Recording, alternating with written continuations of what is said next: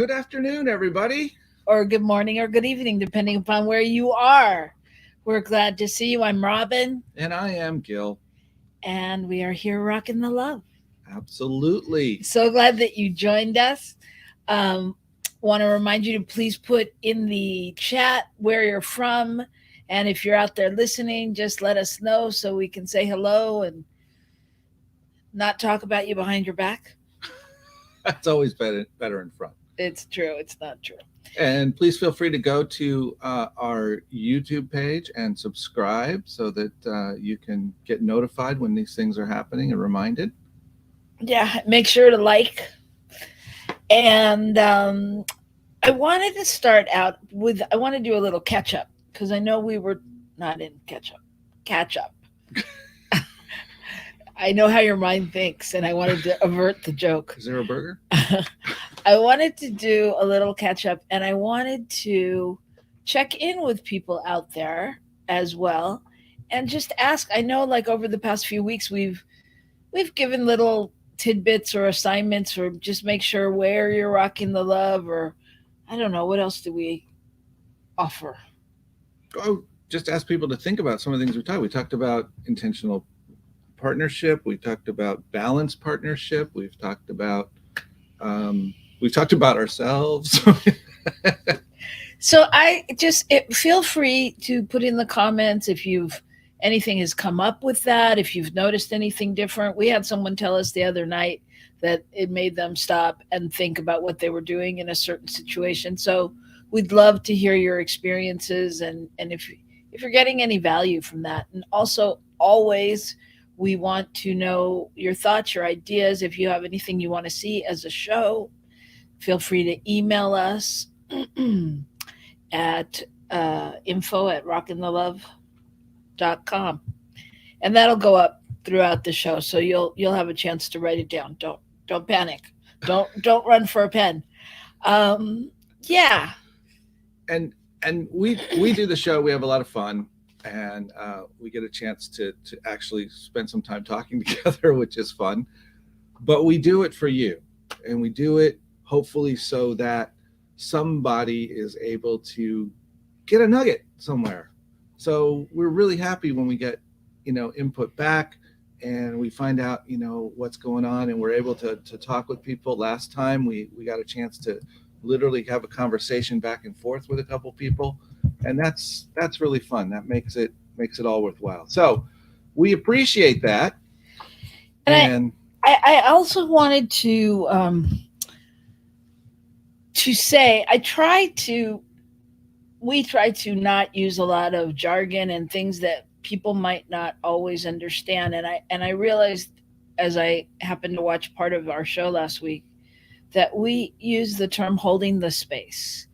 And I thought, I know what it means if you're standing in line for concert tickets, but I don't know if you say in your marriage, I was holding the space. It's like most people think once they're in partnership, it's a done deal. Mate, check. Isn't that what you have to do in the grocery store to keep 6 feet apart? You got to hold the space. That's a whole different. That's an updated version. But I just wanted to speak to that a little, because when I said I was holding the space, or that in partnership we hold the space, what I mean is there's a lot of times, for example, that I can see my friends or I can see Gil, and I know, like, what an amazing speaker he is, or how smart he is, or something like that. And he may have a bad day and it may not appear that way to him. But I'm always anchoring and just knowing and holding that. It's kind of like being in a prayerful yet knowing state, right? In some ways, because if I'm holding that for you, if my thoughts are prayers, which we say they are, another show, stay tuned. But if my thoughts are prayers, then I'm always praying. And so if I'm knowing that you are amazing and talented and all of those things, then that's what I'm doing, is I'm holding that space, right? You're holding okay. So you're what I interpret it as is we hold a container. We it's like a big hug So when someone's like not feeling where they need to be or not seeing themselves as we know they are, I mean, with the perfection that they are, then we kind of give them this big virtual hug around them and sort of hold them in a space so that they don't get out too far. They don't lose themselves in the sense of not being enough or having blown it or whatever the situation is. Does that kind of describe it? That kind of describes it. Anyway, I'm probably preaching to the choir. You probably all know that, but somewhere down the line, someone's going to turn this tape on and they're not going to know. And they're going to be glad we said something. Right? They'll be glad we said something. Yeah. Yeah. So, welcome, Laura. Welcome, John. Welcome, TC. So good to see you. So good to see all of you. Anyway, okay, I know you're all here for our guest. I know that. You're not fooling me. Okay. Do we have a guest today? Oh, I'm sorry. We're not getting to her yet because I have more to say. I want to go to the quote I left you with last week. So last week was about intentional relationship. And we spent a lot of time talking about how to do that, how to have that, how to create that kind of balanced partnership. Balanced partnership. Mm-hmm. And at the end of the show, I left you with another quote, which was, if you want to do great things, striving for balance is a losing game.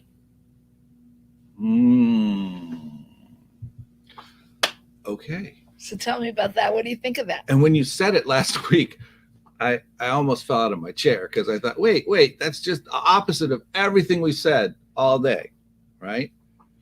But it reminds me of a story, not a story, but just something one time, and I'm sure it's been said by others, but we were at Agape, and I heard Reverend Michael say, every time you take a step, you're falling forward. That you're totally out of balance when you walk.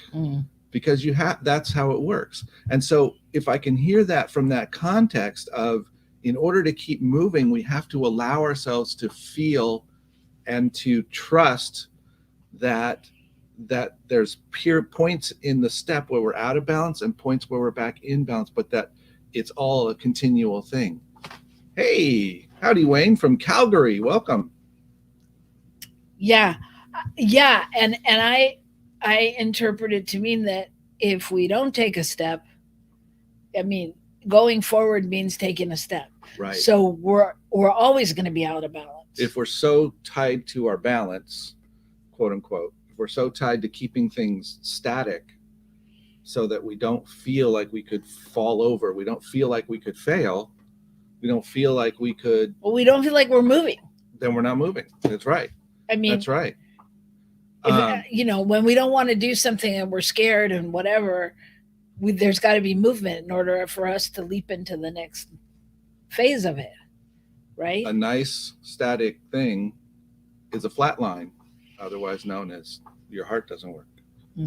So, I mean, there's a lot of things in our bodies and in our lives which I think demonstrate the fact that there's flow.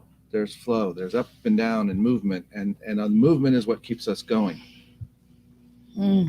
So there you go. That's what I think about that. Anybody have any other thoughts that we're missing around that? Wayne says one step and the next gets you where you're going. Absolutely. And so we're never in balance, almost, in theory, in the way we like to think of it as being like, I mean, always being in that Zen position, nothing, calm. The scales of justice. And we have the scales and they're perfectly balanced, right? But they're not really, even in that situation.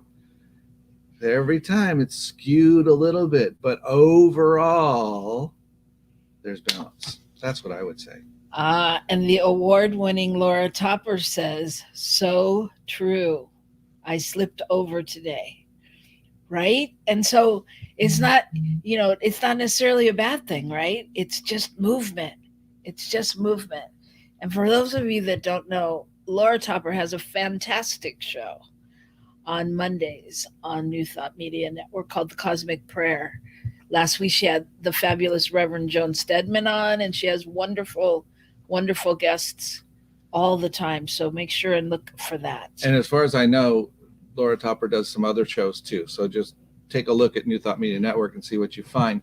John, thanks so much for joining us. It's so great to see you.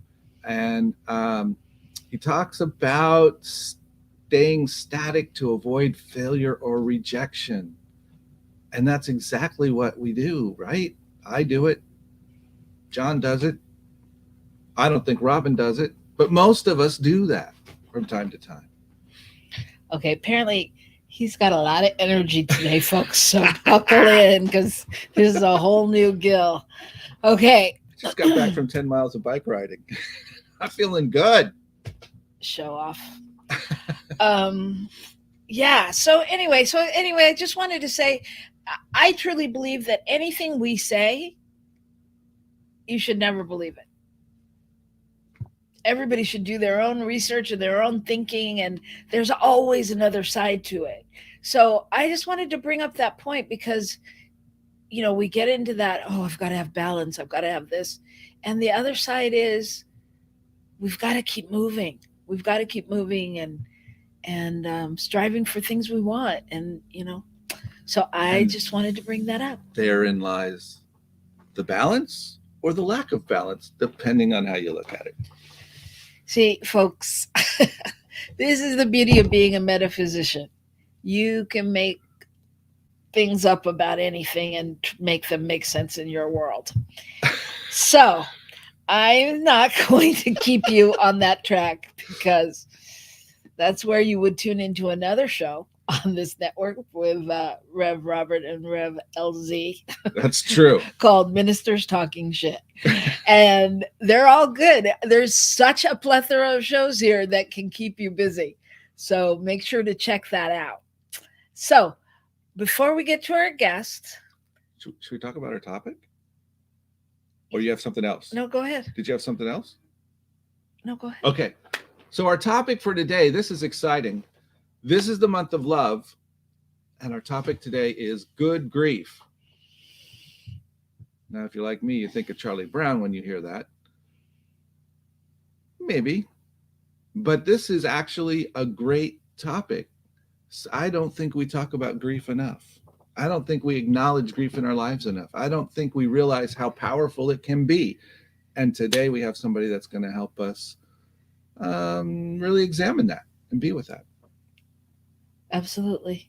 I will tell you, when I was doing some research on grief, because I like to look things up before the shows, I was amazed really at how much I think is unsaid about grief. Mm-hmm. You know, even on Google, I feel like, yeah, it's a really interesting topic, and we're very excited to have our guest coming up next, who is also starting a show on New Thought Media Network, and that will be happening next Monday, called Your Grief Doula. And she'll tell you more about that. We'll get to more about that. But right now, we're going to take a break, and we'll come right back on New Thought Media Network.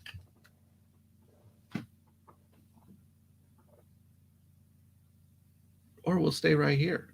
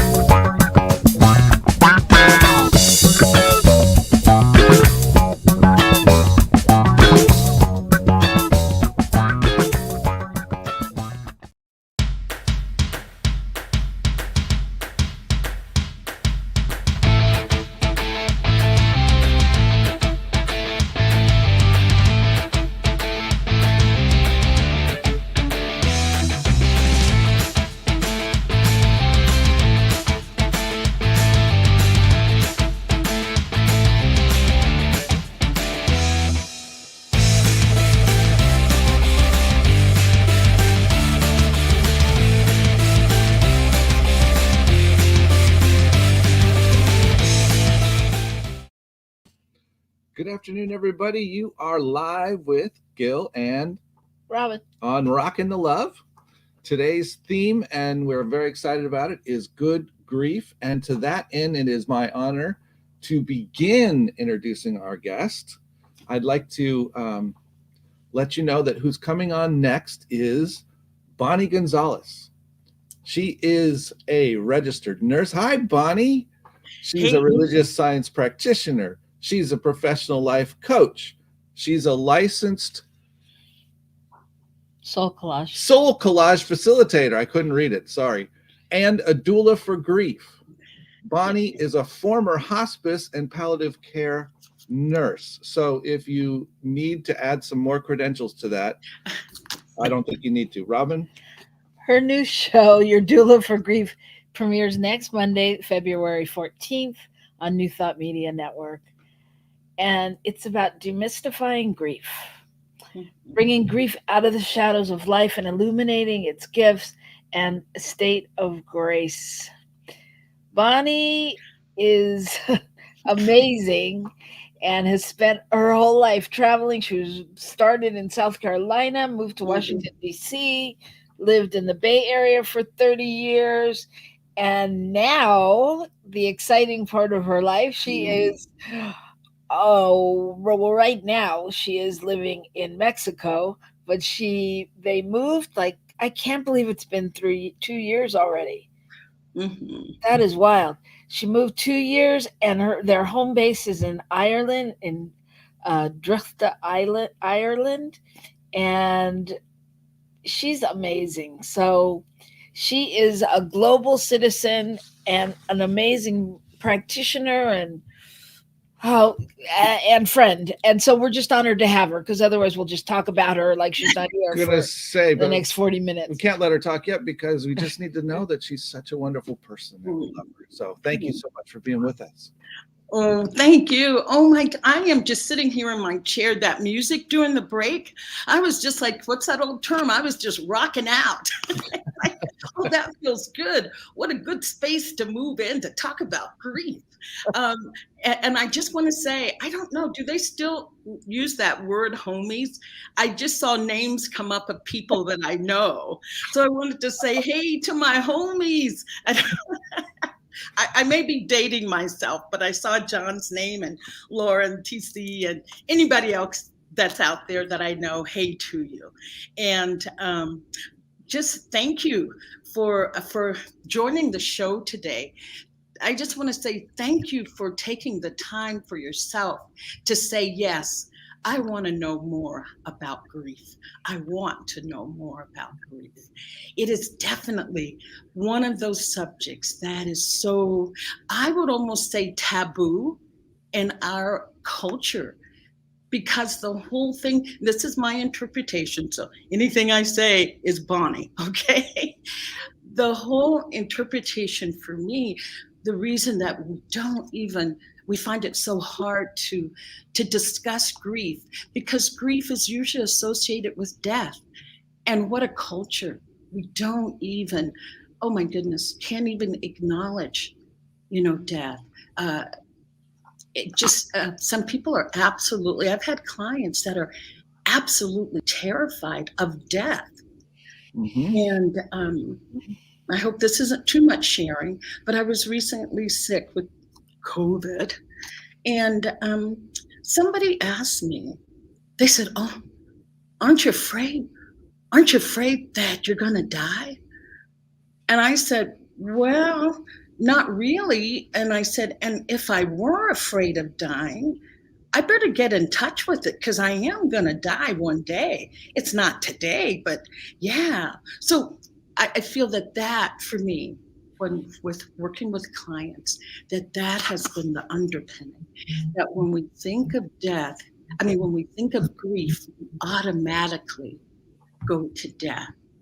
But I want to shed the light that grief is just caused by loss. A loss, of course, the big mother of loss is death. But, hopes and dreams. Maybe you've gotten to a certain stage of your life and you thought you were going to be president, and you're not. And it doesn't look like it's going to happen. That can that can put you in a state of grief. You know, animals' death and dying puts us in that state of grief. A lost friendship, relationships that end, be it divorce or just moving away. So Bonnie, there's all Yes, these. I'm sorry. Yes. What would you say is one of the most popular? Not really what I mean, but one of the things people most often come with, maybe in terms of unresolved grief, Mm-hmm. things that they may not have realized they were grieving about, or whatever. What do you see in working with people is the most pressing thing there? I was I'm trying to relate it back to just one issue. But what I find, and then we'll get to the cause, but what I find is the biggest issue is a loss of connection. A loss of connection. Clients that I have worked with just really feel that, number one, there's not enough support, or in that state of, I can't really share this with anybody. Nobody would understand. So it could have been a death, say, of your mother that happened 20 years ago. 20 years ago, if you had gone to seek support, it would have been there. But 20 years later, the first thing people say is, aren't you over that yet? Haven't you moved on from that? So I would say whatever has caused your disconnect, whatever has caused you to feel not connected, and that can be through different types of loss. I hope that makes a little sense or answers your question. And don't we also find that, for me anyway, I like to think I'm really special. You are, Gil. Robin doesn't tell you that every day. Yeah, really special. And so when things happen in my life, they do not happen to other people. They only happen to me. And so I couldn't talk to anyone about it because they wouldn't possibly understand. Mm-hmm. Mm-hmm. And isn't that part of the breaking down that thing that says, hey, you're not that special. You're human. This is part of life. And I was going to say, and in addition to that, I find really big also, just that nobody else is going through this. But in addition, it's like, I just don't want to burden people. I'm somewhat embarrassed that I have to confess that I have this issue. Being seen as a failure, I was just going to say, we talked a little bit yesterday, Gail, Robin, and myself, and it just allowed me to start really thinking about loss, the word loss, before we move into grief.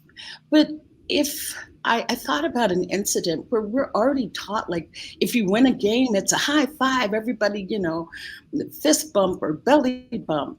But if you lose, it's like, don't be a sore loser. Show good sportsmanship, even if you lost, go and congratulate.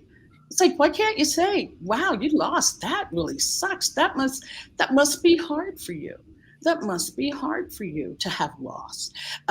So if we're thinking of it even in just social settings in that way, that we can't even put an emotion to loss, then how are you going to do that when you have life events that are lost and leading to grief? And there's a lot. There's a couple of things, and I want to acknowledge Wayne's comment. So I'm going to get to that in a second. But one thing was we don't talk a lot about grief in Centers for Spiritual Living or New Thought centers, and I would say we don't talk a lot about grief in our culture. Mm-hmm. I know other cultures tend to celebrate life a lot more and do more of a grieving process. And I think that, some of it makes it so taboo here. We have to like buck up and get through it. Mm-hmm. And, It's okay. It'll get better. And especially again in New Thought, we're so, oh, it's eternal life. We're always together.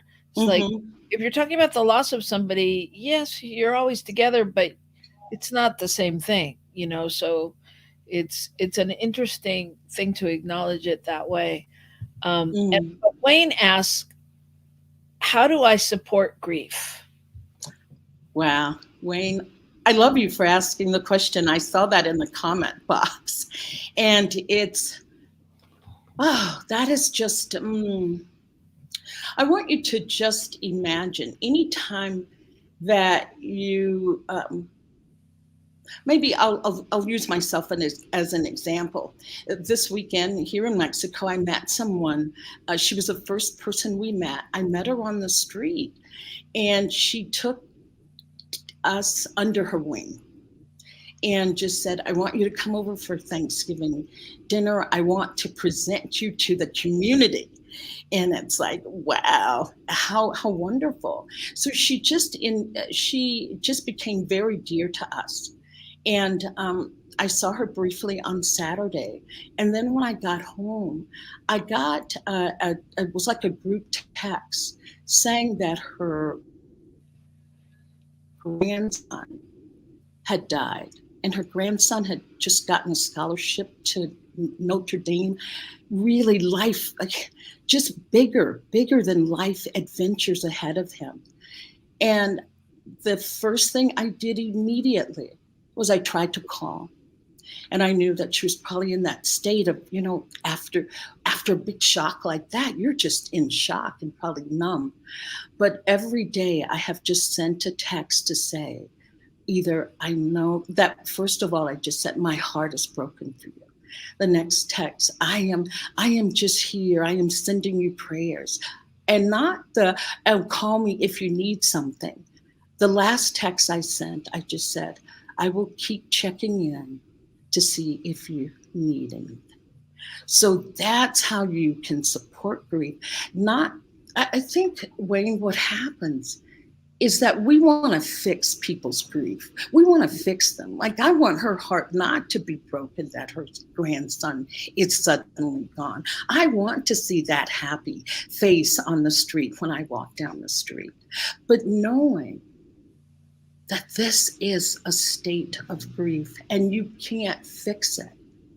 And that's why I say, being a doula for grief, let me walk with you. Let me walk with you as you navigate this really difficult time. And, hold the light so that you can see the path when you're feeling like you're so totally lost and confused. And so I was just going to say, if I'm hearing you right, you're really saying we honor grief at some level. We honor other people's process. And so you could have run over to her house and you could have said, oh, you must hug me, I must hug you, mm-hmm. whatever, those kinds of things, which are sort of that fix it process. And that may not have been what she needed, and so you gave her the space to be in grief, mm-hmm. and then time honored the grief. That's what I'm hearing. Yes. And I wanted to say two things to that when you said that. That made me, okay, yes, that desire to fix, to make them feel better, to put a balm on the wound, that is what stops people from going. That's what stops them from calling. It's like, I don't want to trigger her. I don't want to upset her even more by bringing it up. It's like, this is grief. This is the face of grief. And yes, it's going to hurt. Yes, I'm not going to lie and say, oh, yeah, you'll feel bad for a week. And then, no, it is. But I love that, Gil, that you said it's honoring the grief, because there is so much going on when we're in a state of grief. It's like that caterpillar in the chrysalis. I call it the holy chrysalis of grief.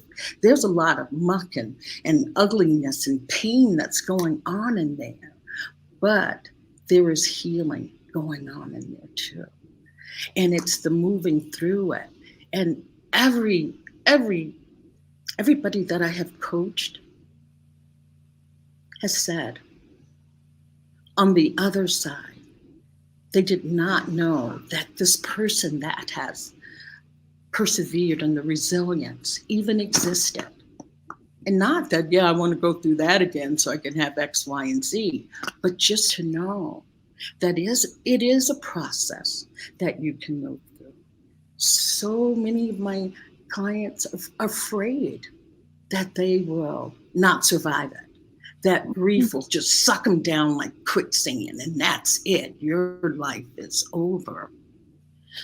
But yes, I think it's so important what's being said in the chat. Michelle said, you can be support by just showing up, and Wayne said, open-hearted, being an open-hearted channel. And Laura said, why are we so fearful of feelings? And when I put all three of those together, I mean, it really speaks to what happens within me at times, like I try to be an open channel. I try to, feel, I try to figure out how to support. And then I'm like afraid. I'm afraid that I'm going to do something wrong for the person that's in grief, that I'm not going to show up the right way, or that I'm going to push too far, or that I don't, somebody else must know how to hold their hand better than I do, And I mean, I think it's just so interesting because we're just not, I'll speak for myself, but as a society, I don't think we're trained in that way to deal with the real.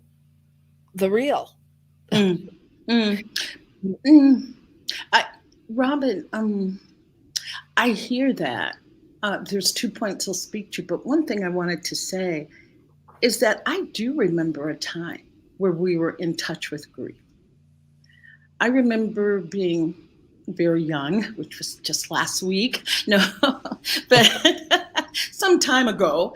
I just remember when I was a little girl, if someone died, there was a wreath placed on your front door so that people would know that that household has suffered a loss. There is something that has gone on. People would see the wreath. They would either bring food by or flowers or just drop in to see how they were doing.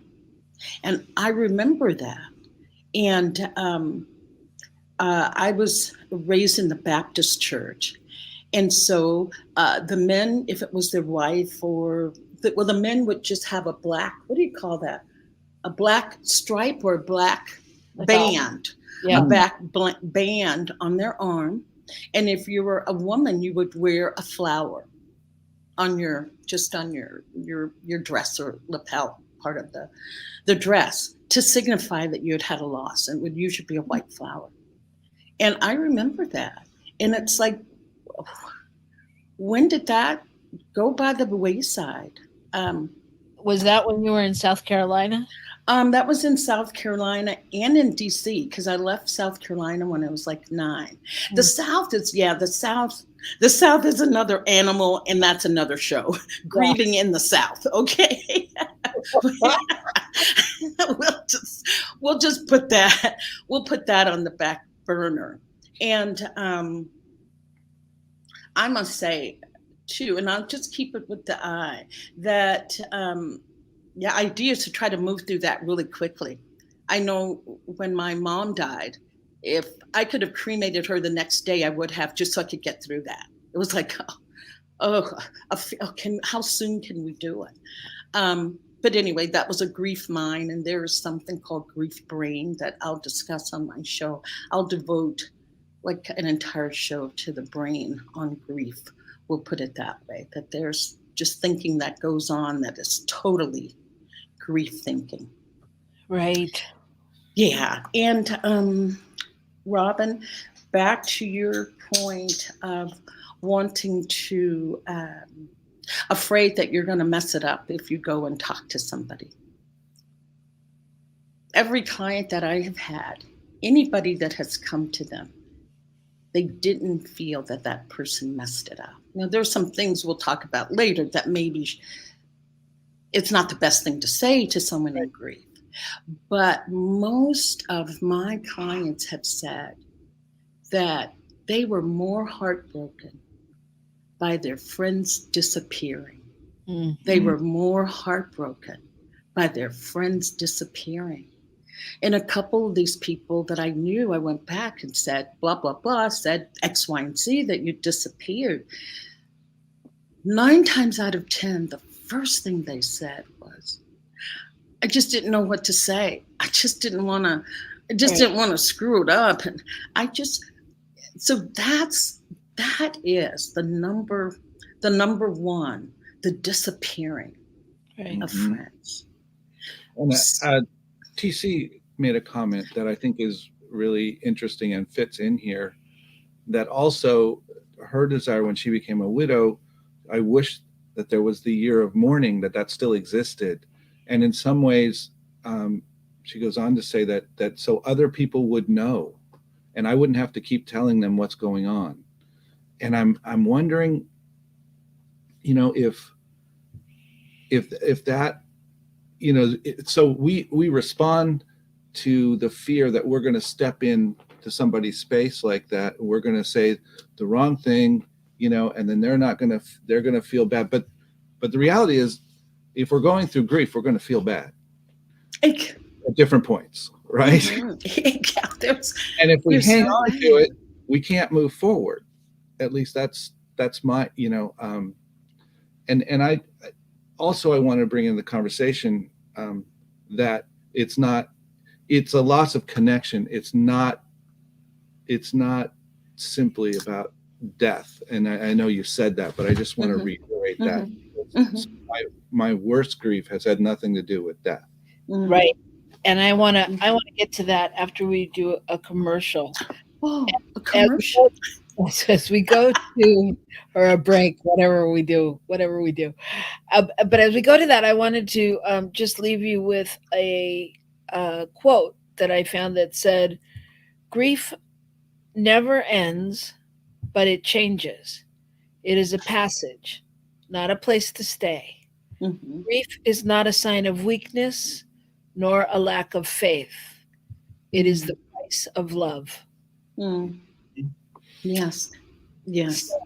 So if you have to go to break, I'll hold my breath. I'll take a breath and breathe and wait to come back on the other side. Oh, all right. Come back on the other side. Youth Thought Media Network.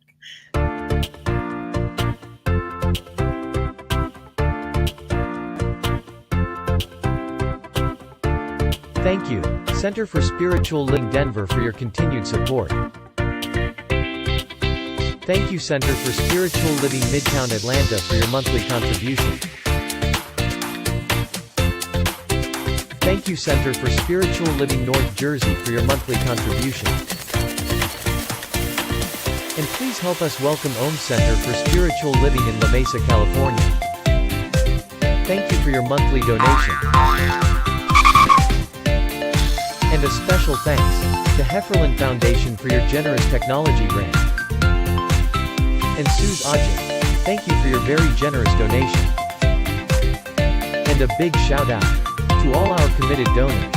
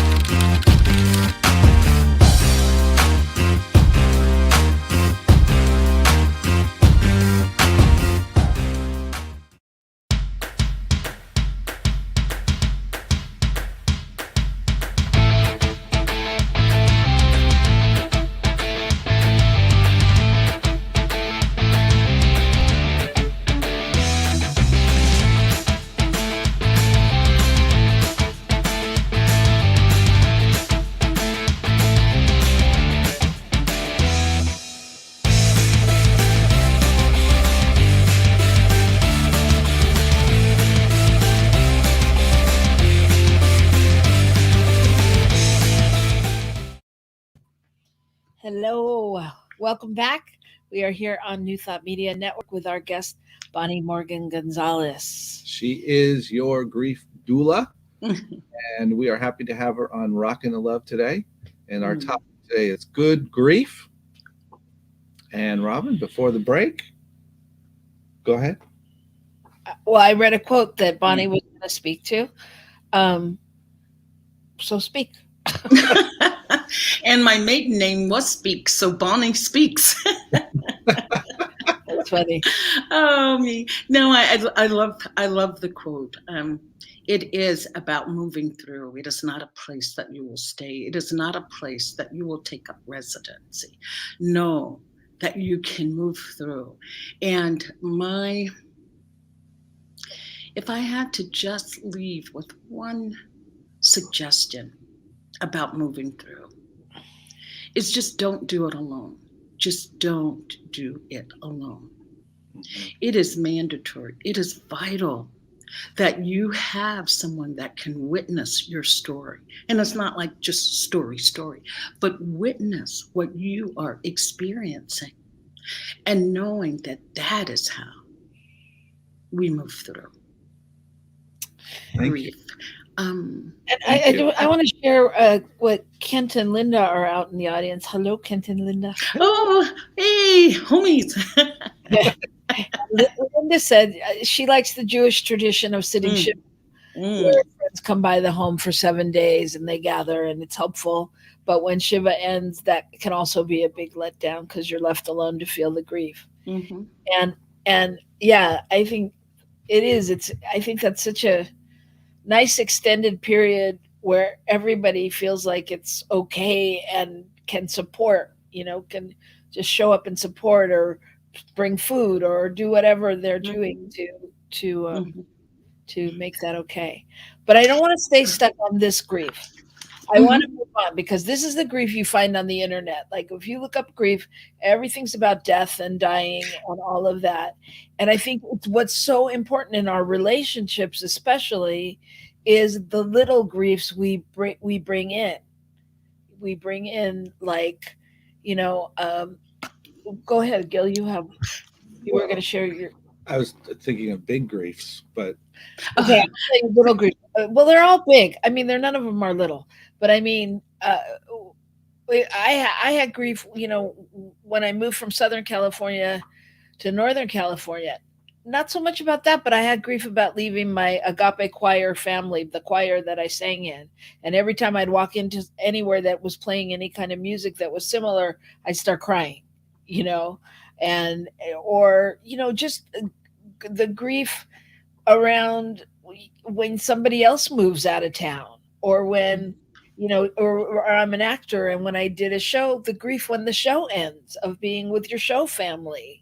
And just all the small things, again, not necessarily small.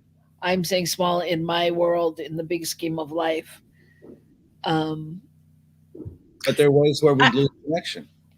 Yeah. Well, I couldn't hear that, Gil. Say that again. Places where we lose connection or the connection at least shifts, if nothing else. I love both your points. I love what Robin's talking about moving. I myself have had that big mother of not leaving just my community, my neighborhood, my state, but leaving my country where I know how things operate. I know who I am in that place. Moving to another place, who am I? So there was that loss of that Bonnie that had her place. And can I say this? I'll say it. There was many a nights that I cried myself to sleep. I cried myself to sleep, and tears, that whole business of water being cleansing, I would wake up and feel much better. Or I would wake up and still drag around. But it's that acceptance of that. And like we talked about, knowing that it's a state that I'm moving through, that it's just temporary. I'm like you, Robin, I hate those cliches and things like that. But the expression that it came to pass, it came to pass. Mm. So knowing that allows me to move through whatever little death or little loss that I'm feeling. And does it allow us to grow into our ability to walk through those changes and to be grateful for the connections we have in the moment? I mean, it does for me. What I would attribute, or how I would frame that, is that it builds that sense of resilience. That, man, I made it through that. Yeah, I can make it through anything. Or I made it through that. It was rough, but I came out. It gives that's what I refer to it as, a sense of resilience. So I like the cracks and crevices things. I like the undercover grief. Yes. Mm-hmm. Uncover some grief, Robin. Go ahead. I have a client who was talking to me yesterday about she was having a hard time paying her bills, and she was going into debt due to medical issues, blah blah blah, and she got money from somewhere, and now her bills are paid, and she doesn't know what to do with the rest of her money. And literally, we grieve the loss of old patterns, even though they may be something we want, right? I mean, so I may want to pay my bills, but then all of a sudden my bills are paid, and I don't get to run that story anymore. I don't get to keep talking about that pattern. Mm-hmm. Or would you say that there's a sense of addiction to a certain emotion, a certain way of being, that it's just, and I don't use the word habit, because habit, it's like you can break a habit, but an addiction goes a little bit deeper because it's serving some underlying need, that it's serving some underlying need by having that. That's why I call it an addiction. And usually, and I don't want to, just put things in a box and tied up. Maybe I can say 99.9% of the time it has to do with self-worth, self-value. I was going to say, what struck me in that story, or that kind of story, is it goes back to what you said about moving to Ireland. Mm-hmm. I don't know who I am in this situation. Mm-hmm. Oh, Gil, I love that. That's why you're the Reverend. Okay.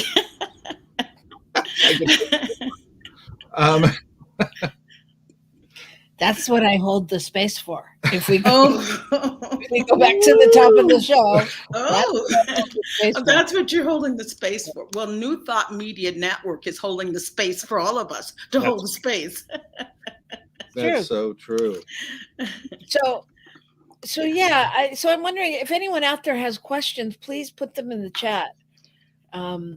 Or other kinds of grief, or that kind of thing that we could just touch on in the next few minutes. Yeah. I wanted to just kind of bring up some emotions that come around grief that have been kind of enlightening in my practice with clients. Those people that are in joy. Those people that are in joy, and they feel guilty about being in joy over a loss. So I was going to say that, I guess what I want to say is embrace what comes up, and don't be in guilt around feeling joy, even joy that that you lost your job. One person was in total joy. They had started a company, and it went bankrupt. It drained the family of their money. But he was in a state of, it started out, he came because he was just, he felt like something was wrong with him. Something was wrong. because I'm feeling joy. But it was just around the fact that it had been so stressful to maintain that business and that it took everything. He and his wife were just arguing all the time. Now it was gone. It was completely gone. He felt freed up. He felt like he was really being given another opportunity. And the truth of it was that he never really even liked the business anyway. That was that was the truth. But he was one of those people that came, around grief of losing the business, or that's why the wife felt that they should be there. But he was just simply in joy. So don't be ashamed if that is one of the emotions. I mean, grief just brings up all kinds of emotions, but joy is one that most people have a harder time dealing with than if they're sad. Right. Hmm. Because we're supposed to be sad. Mm-hmm. Yeah. Oh, that just brings me up. I'm having a flight of ideas here, but when we talk about sadness, how people don't want to move through sadness. Did anyone see that movie Inside Out? It's an animated, and they showed how vital sadness was to saving this little girl's life. Right. And I just say, if you want to have a different, fun perspective, a fun way of learning to embrace sadness, watch that movie. That's Well, and I think that speaks to Wayne's question, which was, nice question. Yeah. what if grief has no end? And in some ways, like that movie, gave the voice to all of our emotions, and how important it is to Each one. own them and bring them all into play. And sometimes, I mean, I don't know what your answer to what if grief has no end is, but I mean, sometimes we have to, I don't know, pull our heads out. I just have a vision of someone like trying to get out of quicksand kind of thing. But you've got to fake it, get out, force it. I don't know. Fake it till you become it. Remember that phrase? Yeah. Fake it till you become it. I have this quote, I guess it talks about sitting with our sadness, okay? And we can say grief, I'll just use the word sadness, takes the courage to believe that we can bear the pain, and we will come out on the other side. And we will come out on the other side.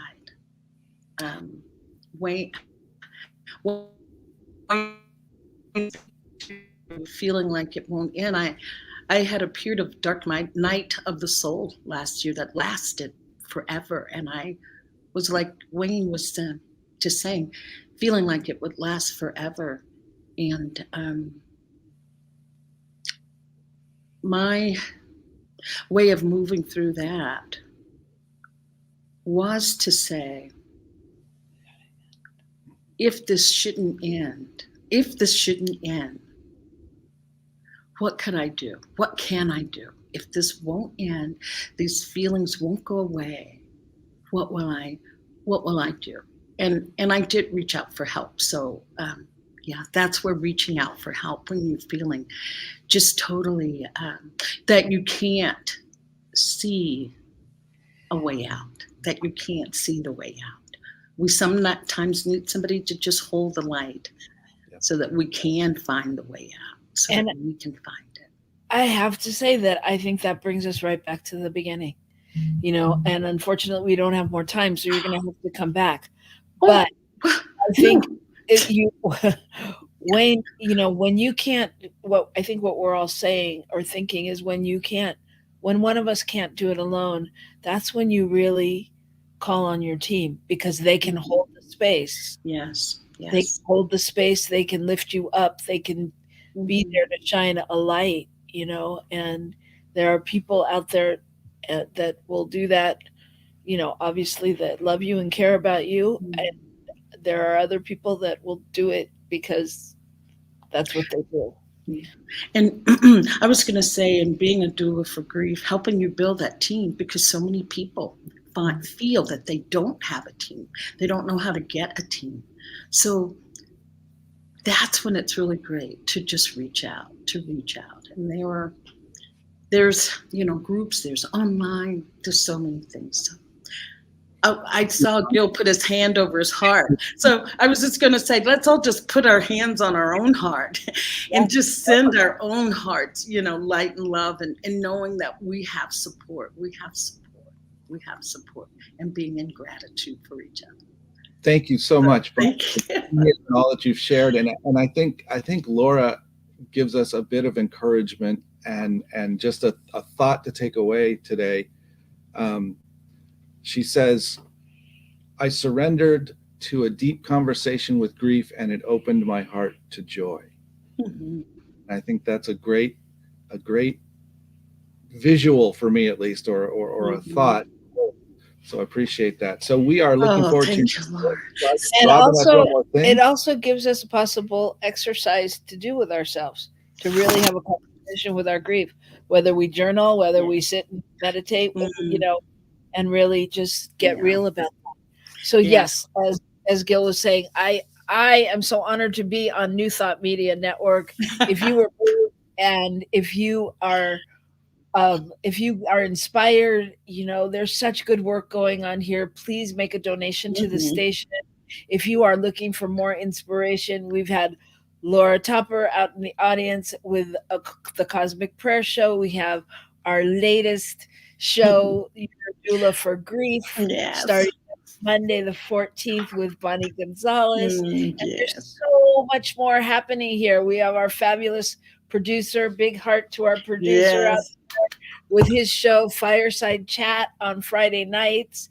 You could spend every day of the week with us. And if we're not talking, you can flip the station and listen to music. So do that. I want to leave you with a quote before we go, and it's not going to turn the whole show around this week, by Kahlil Gibran, and it is, when you are sorrowful, look again in your heart, and you shall see that truly you are weeping for that which has been your delight. So appreciate it all and rock the love, y'all out there in the world. And we'll see you next Wednesday, 12 noon Pacific, 1 o'clock Mountain Time. And right I don't here know what time it is in Ireland, but it'll be another time there. On New Thought Media Network. Join us.